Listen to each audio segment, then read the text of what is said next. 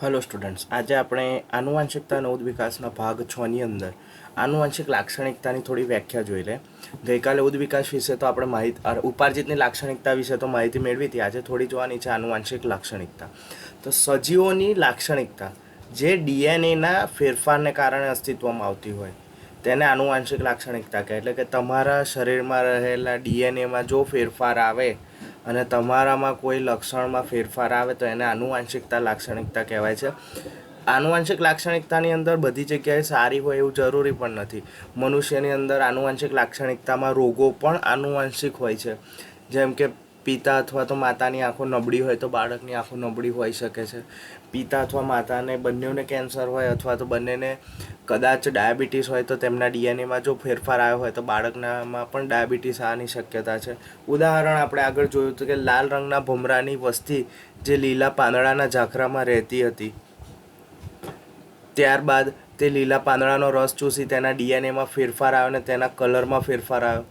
ભમરાનો colour લીલો થઈ ગયો. હવે જે ભમરા લીલા ભમરા હતા તે પ્રજનન કરે તો ત્યાર પછીના ભમરા બધા લીલા જ જોવા મળે, લાલ જોવા મળતા નથી.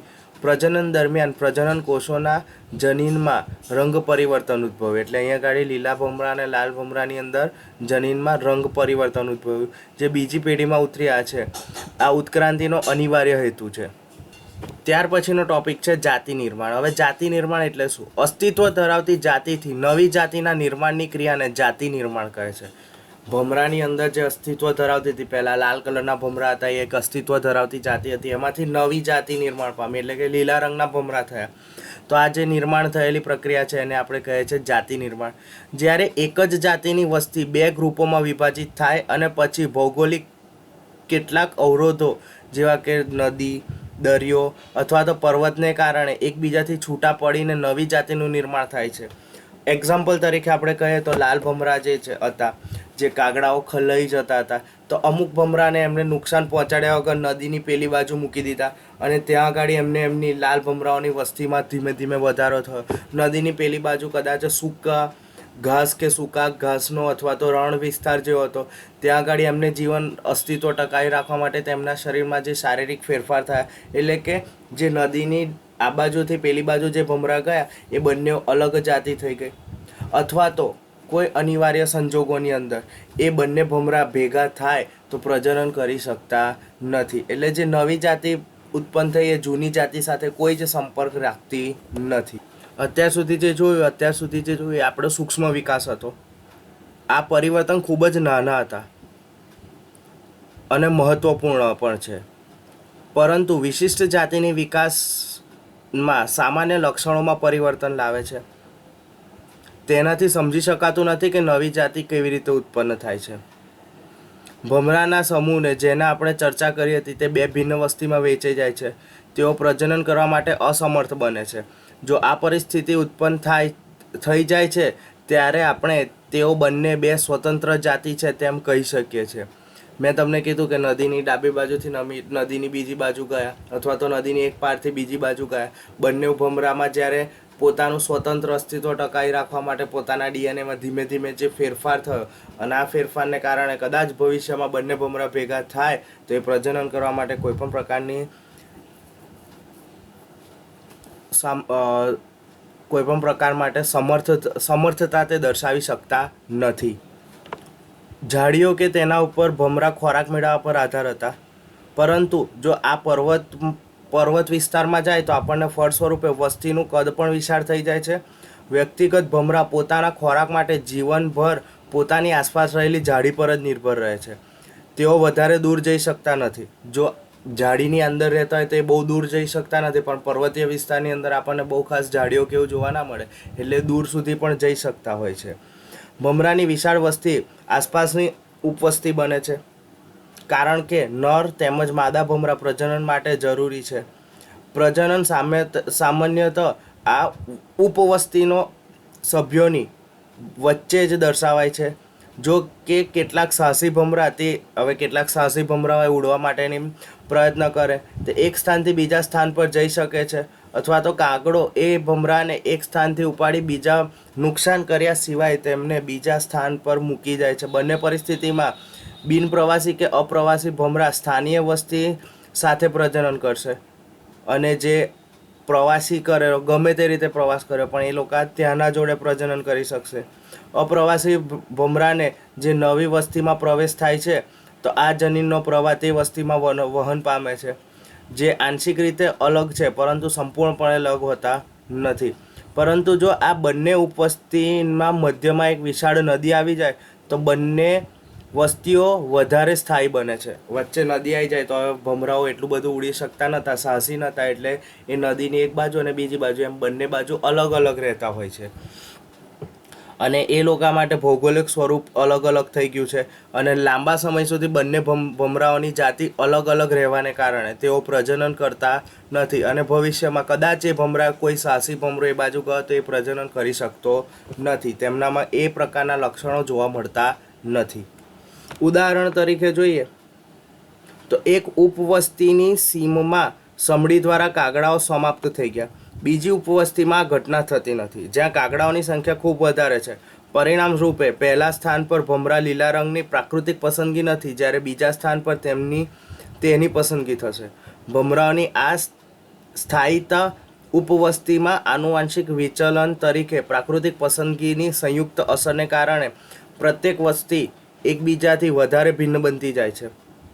કોઈ પણ રીતે બંને એકબીજાથી કેવા થતા જાય છે, ધીમે ધીમે અલગ થતા જાય છે. એ પણ સંભવ છે કે અંતમાં આ વસ્તીના સભ્યો એકબીજા સાથે મળ્યા પછી પણ અંતર્જન માટે અસમર્થ બને છે, એટલે કે તેઓ એ બે વસ્તી આગળ પ્રજનન માટે સમર્થ બનતા નથી, જેના દ્વારા આ પરિવર્તન સંભવ છે જો ડીએનએમાં આ પરિવર્તન પર્યાપ્ત છે. જેમ કે રંગસૂત્રોની સંખ્યામાં પરિવર્તન, બે વસ્તીના સભ્યોના પ્રજનન કોષોનું સંમિલન કરવામાં અસમર્થ થાય છે, અથવા તો સંભવ છે કે આવી ભિન્નતા ઉત્પન્ન થઈ જાય છે જેમાં લીલા રંગની માદા ભમરા લાલ રંગના નર ભમરા સાથે પ્રજનન ક્ષમતા ગુમાવી દે છે. તે માત્ર લીલા રંગના જ નર ભમરા સાથે પ્રજનન કરી શકે છે. આ લીલા રંગની પ્રાકૃતિક પસંદગી માટે તેઓ એક અત્યંત દ્રઢ પરિસ્થિતિ છે.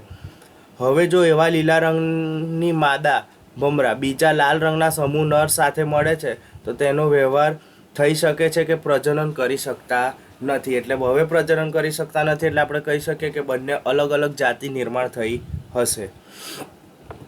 આમ ઉપર જોયું કે ભૌગોલિક અલગીકરણ પ્રજનનિક અલગીકરણ તરફ દોરી જાય છે. ભૌગોલિક પરિસ્થિતિને કારણે જે અલગ પડ્યું એ પ્રાજનનિક એટલે મીન્સ કે પ્રજનન માટે પણ અલગીકરણ તરફ દોરી જાય છે, જેને કારણે વસ્તીના બે છૂટા પડેલા ગ્રુપ વચ્ચે જનીનિક પ્રવાહ હોતો નથી. વ્યક્તિમાં ભિન્નતાનો ઉદ્ભવ નૈસર્ગિક પસંદગીના પરિણામે થાય છે. જનીનિક આવૃત્તિ એટલે કે ઘટનાના પરંપરાનો દરની પ્રક્રિયા યાદચ્છિક થવાથી વ્યક્તિમાં હજારો વર્ષો બાદ આ ભિન્નતાઓ જોવા મળે છે. ભિન્નતા થતાં તેઓ એકબીજા સાથે પ્રજનન કરવામાં અસમર્થ બને છે. આમ નવી જાતિનું નિર્માણ થાય છે. ફેરફારના ઘણા પ્રકારો છે, જેમ કે ડીએનએમાં ફેરફાર, રંગસૂત્રની સંખ્યામાં ફેરફાર, જે આપણે હમણાં ચર્ચા કરી. અલગીકરણ પામેલા બે ગ્રુપના જનનકોષો એકબીજા સાથે જોડાઈ શકતા નથી તેવા કારણોને લીધે જાતિ નિર્માણની ઘટના બને છે. હવે છે ઉદ્વિકાસ અને વર્ગીકરણ. હવે ઉદ્વિકાસ તો થઈ છે, પણ વર્ગીકરણ કરવું પણ જરૂરી છે. ધોરણ 9માં આપણે અભ્યાસ કર્યો હતો કે સજીવોનું વર્ગીકરણ સુ, સ, વ, ગો, કુ, પ્ર, જા, એટલે કે સુ એટલે સૃષ્ટિ, સ એટલે સમુદાય, વ એટલે વર્ગ, ગો એટલે ગોત્ર, પ્ર એટલે પ્રજાતિ ને જા એટલે જાતિ. આમ આપણે અલગ અલગ વિભાગોમાં કર્યું હતું, અને આપણે આ વર્ગીકરણ કોઠામાં જોયું હતું. જેમ જેમ સૃષ્ટિથી સમુદાય તરફ, સૃષ્ટિથી જાતિ તરફ આવે છે, તેમ તેમ સમાનતાઓનું પ્રમાણ વધે છે. વિવિધ સજીવોની વચ્ચે રહેલી સમાનતાઓને આપણે તે સજીવોને એક સમૂહમાં મૂકવામાં આવે છે અને પછી તેનો અભ્યાસનો અવસર આપે છે. તેના માટે કેટલાક લક્ષણો સજીવો વચ્ચે આધારભૂત વિભિન્નતાઓનો નિર્ણય કરે છે, અને તેના માટે કયું લક્ષણ વચ્ચે મહત્ત્વપૂર્ણ છે કે ઓછું છે તેનો આપણે ભેદ પ્રાપ્ત કરીએ છીએ.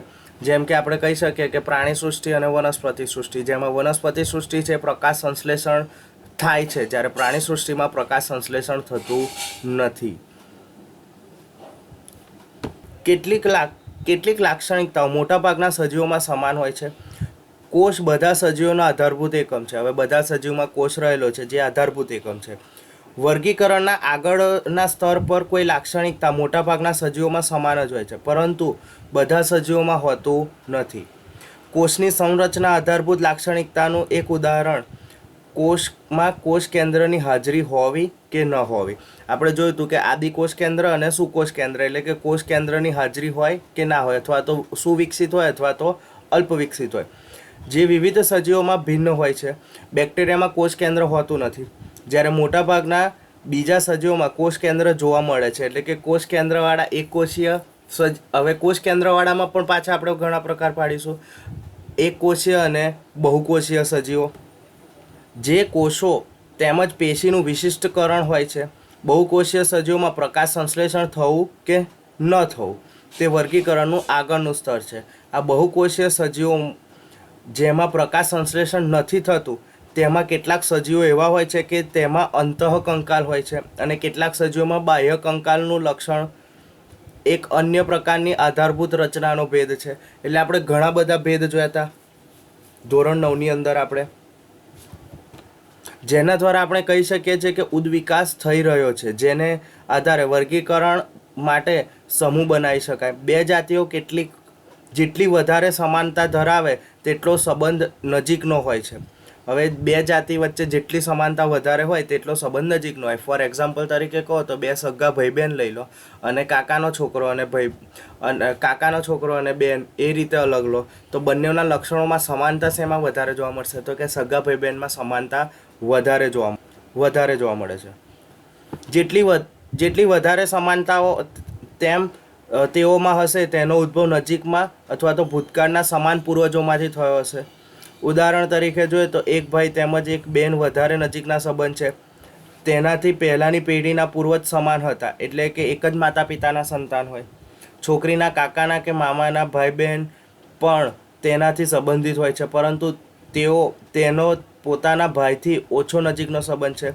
તેનું મુખ્ય કારણ છે કે તેઓ પૂર્વજ સમાન છે, એટલે કે દાદા દાદી જે તેમની બે પેઢી પહેલાંના છે એ એક પેઢી પહેલાંનો હવે સારી રીતે સમજી શકે છે કે જાતિ નિર્માણ વિકાસનું સંબંધોનું પ્રતિબિંબ છે. જાતિઓના એવા સમૂહનું નિર્માણ કરી શકે છે કે જે પૂર્વજના નજીકના ભૂતકાળમાં સમાન હતા. તેના પછી આ સમૂહોનો એક મોટો સમૂહ બનાવ્યો જે પૂર્વજ અપેક્ષિત રીતે વધારે દૂરના હતા. સૈદ્ધાંતિક રીતે આ પ્રકારની ભૂતકાળની કડીઓનું નિર્માણ કરતાં આપણે વિકાસની પ્રારંભિક સ્થિતિ સુધી પહોંચી શકીએ છીએ, જ્યાં એક જ માત્ર જાતિ હતી. જો આ સત્ય હોય તો જીવનની ઉત્પત્તિ ચોક્કસ અજૈવિક પદાર્થમાંથી જ થઈ હશે તેમ આપણે માની શકીએ છીએ. વિવિધ સજીવોમાં પાયાના લાક્ષણિક કોષની રૂપરેખા જુદી હોય છે. કેટલાક સજીવો જેવા કે બેક્ટેરિયામાં કોષ કેન્દ્ર હોતું નથી. કોષ કેન્દ્ર ધરાવતા સજીવોના બહુકોષ બે પ્રકારના, એકકોષીય અને બહુકોષીય હોય છે. કોષોની અને પેશીની વિશિષ્ટતા સજીવોમાં શરીરની ફરતે આવેલું કંકાલ અથવા તો તેની અંદર આવેલું કંકાલ પણ પાયાની રૂપરેખામાં તફાવતને કારણે અલગ પડે છે. ગાઢ રીતે સંબંધિત બે જાતિના સામાન્ય પૂર્વજ હોય. ઉદાહરણ તરીકે ભાઈ અને બહેન ગાઢ રીતે સંબંધિત હોય છે અને તેમની સામે પૂર્વજ હોય છે સમાન. હવે ઉદ્વિકાસીય સંબંધો શોધવા માટે આપણી જોડે બે ઉદાહરણ છે. એક રચના સદસ અંગો અને બીજા છે કાર્ય સદસ અંગો. હવે રચના સદસ અંગો છે એને આપણે સમમૂલક અંગો તરીકે પણ ઓળખી શકીએ છીએ, અને કાર્ય સદર અંગો અને કાર્ય સંદેશ અંગો તરીકે પણ ઓળખવામાં આવે છે. હવે રચના સદસ અને કાર્ય સદસ અંગો એટલે કે સમમૂલક અને કાર્ય સંદસ અંગો એટલે શું? તો કે જે અંગોની અંતસ્થ રચના સરખી હોય, એટલે કે અંદરની જે રચના હોય છે એ સરખી હોય, પરંતુ કાર્ય અલગ અલગ હોય તેને રચના સદર અંગો કહેવાય. ફોર એક્ઝામ્પલ તરીકે કહીએ તો મનુષ્યના હાથની, દેડકાના પગની, ઉપાંગોની જો રચના જોવામાં આવે તો સમાન છે, પરંતુ મનુષ્યના હાથની અને દેડકાના પગનું કાર્ય કેવું હોય છે? અલગ અલગ હોય છે.